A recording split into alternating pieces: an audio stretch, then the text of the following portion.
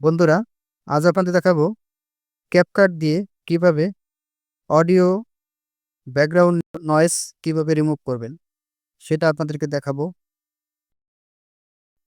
প্রথমে আপনারা চলে যাবেন ক্যাপকাটে। ক্যাপকাট অ্যাপ্লিকেশনে চলে যাবেন। এখানে এই যে লেখা আসবে নিউ প্রজেক্টে ক্লিক করবেন। ক্লিক করার পরে আমি এখান থেকে একটা ভিডিও নিব। আমি এই ভিডিওটা নিলাম। নেওয়ার পরে অ্যাডে ক্লিক করবেন। ক্লিক করার পরে এই যে ভিডিওটা এখানে চলে গেছে। এই যে দেখেন, আপনাদেরকে ভিডিওটার সাউন্ডটা শোনাচ্ছি। এখন আমরা এটার নয়েজ রিমুভ করব। দেখেন এটার কি পরিমাণ নয়েজ আছে, এটা আপনার রিমুভ করব।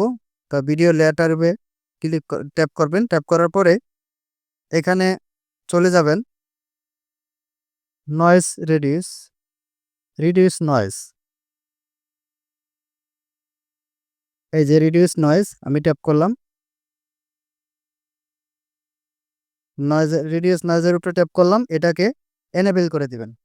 এনেবল করে দেওয়ার পরে এখানে টিক মার্কে ট্যাপ করবেন। এরপরে এখানে আবার আরেকটা এখানে যাবেন, এই যে ইনহ্যান্স ভয়েস এখানে চলে যাবেন। ইনহ্যান্স ভয়েস এখানে চলে যাবেন।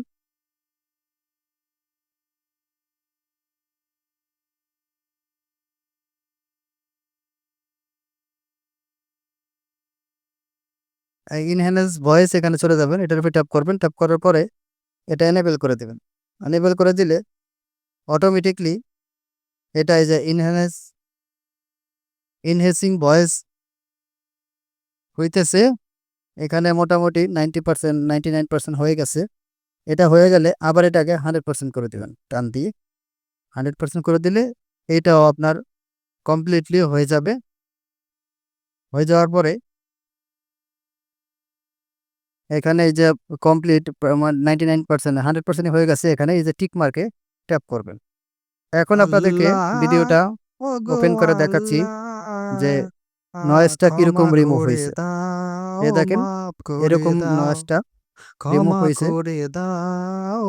এইভাবেই মূলত আপনারা এই নয়েজ রিমুভ করবেন।